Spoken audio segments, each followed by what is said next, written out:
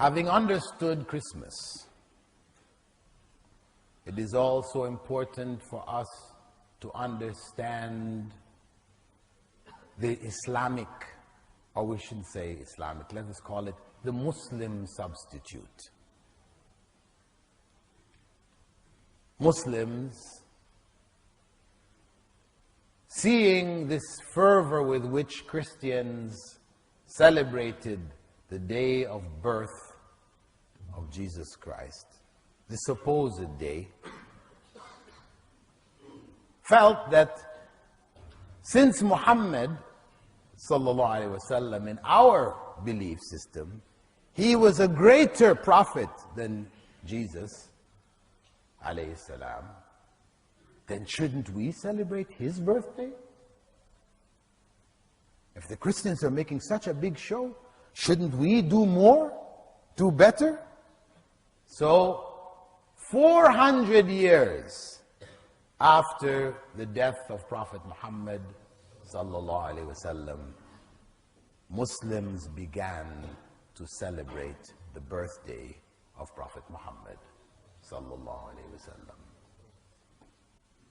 It began in Egypt as a national practice. Under the Fatimids, the Shiite rulers of Egypt, they started it. And the day they chose was actually the day, historically, on which Prophet Muhammad ﷺ died.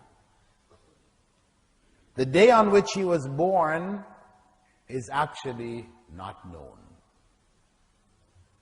Though people say, no, but we know it is. No.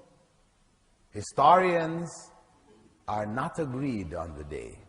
We have no concrete evidence regarding the day on which Prophet Muhammad ﷺ was born. The only concrete evidence we have is the practice of Prophet Muhammad ﷺ to fast on Mondays. And when he was asked about fasting on Mondays, one of the answers that he gave was, it was the day on which I was born.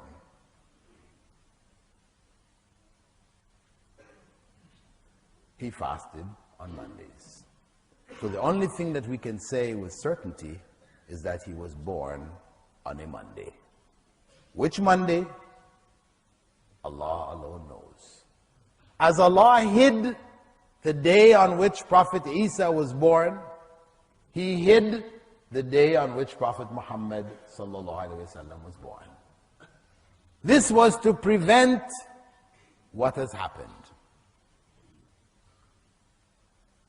To make it difficult to leave evidence to people that people have gone astray in this matter. But the celebration of the Prophet ﷺ's birthday has no basis in Islamic teachings beyond fasting on Monday. So, as Muslims, this innovation, which has become widespread, beginning from Fatimid rulers in Egypt, spreading over the Ummah today, till now you have huge celebrations, people going down the streets, lights, song, dance, the whole 9 yards, as they say, going on in the Muslim world today. Huge celebration, the Mawlid. People writing poetry, Qasidatul Burda, and Qawali, singing and music and everything, all the forbidden things have now been lumped together in the Mawlid. All innovation is misguidance. Kullu bid'atin dalala. That's what Prophet Muhammad said.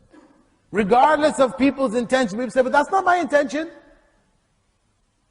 I don't intend to innovate, I'm just remembering Prophet Muhammad ﷺ. Is it a bad thing?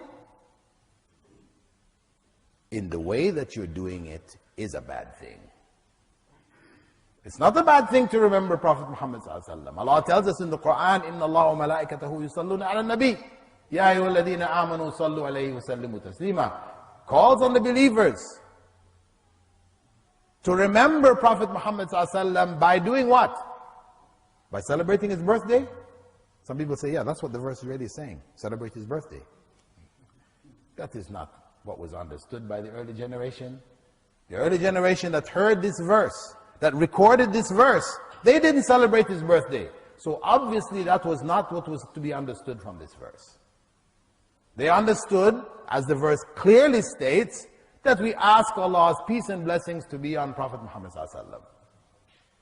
In our recognition for what he has done for us, guided us to the straight path, we ask Allah to bless him. Not to celebrate his birthday with the fanfare that we do today. It being innovation, it is not surprising that it caused deviation. So some of the poetry that is recited, Qasidat al-Burda, attributes to Prophet Muhammad ﷺ the knowledge of Allah.